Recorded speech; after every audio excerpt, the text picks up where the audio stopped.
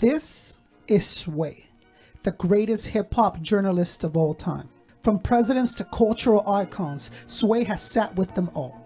5 years ago, I created a wish list with over 70 names of all the rappers I could ever dream of interviewing. To this day, we've crossed off 25. And now, with help from my friends, at this 2018 Soundset Festival in Minneapolis, I'm gonna interview Sway. Only, he doesn't know that yet, or what's at stake. I vowed, if I return home without meeting and interviewing Sway, I will quit the show forever. Do or die, I'm taking my shot. Destiny, here I come. Grew up listening to you, and this is off record, but I grew up listening to you. You should record, get your I got you.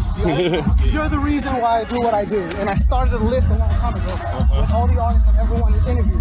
I know your list. I follow you. Okay. I read all your tweets. I appreciate you doing that. You said this was your mission. It was my mission. Come here, absolutely. And if you didn't get this interview, my wife won't let me go home, Sway. So you gotta give me 10 minutes of your time. And if it wasn't for your wife, yes, because I know she's a beautiful woman. Yes, she is. Who keeps that household together. That's right. So I want to make sure she got a beautiful man to come. That's gonna come on bro, to her, man. Thank you so much. Koncept, what up, man? Any questions? What you got, real quick? First of all, what was it like seeing you? You were there when the young Eminem was there, when the young Cats were there, when the young Cats were there. Yes. What does it feel like seeing them accomplish what they've accomplished? Wow, that's a great question. When those guys started, Eminem used to come up to the Wake Up show. He had put out a mixtape at that time. He was doing the Rap Olympics, and you know, he had a lot of hype on him, but it was other artists like Juice, Thurston Howe, you know, Cats, you know, a lot of these other guys that were just as good, if not better, at that time. And but their dedication, like Cats is a very intellectually driven MC. Right. I don't think there's anybody who's intellectually like rapper IQ that's higher than a Cats. Right. But also someone who could really put words together like he did and concepts together, dealing with history, dealing with just straight up battle rap styles.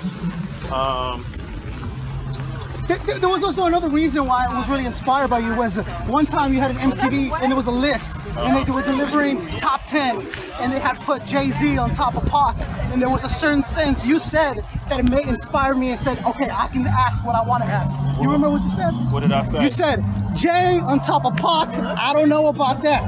Yeah. And Jay being hot at the time, you still went out of your way to give your opinion to the way you felt about hip-hop being presented.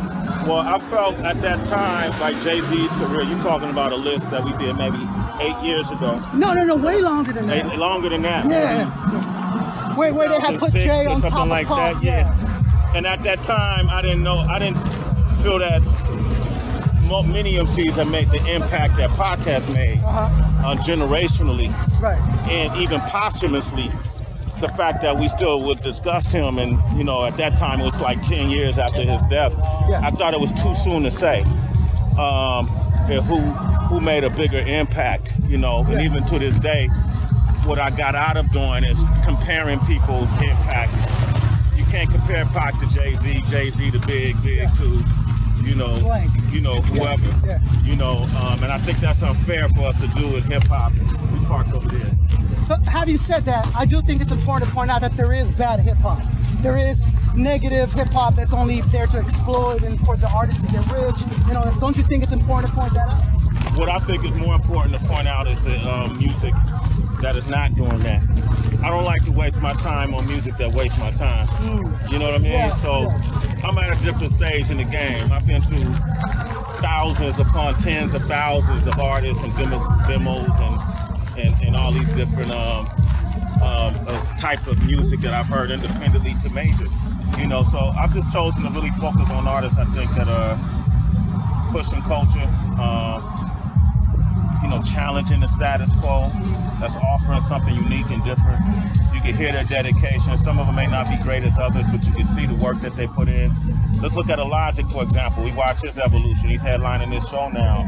You know, when he was young Sinatra back in the day, and it's the first Bobby Tarantino joints, he probably wasn't as good as Under Pressure days or even the Everybody days. You know, he's really come a long way.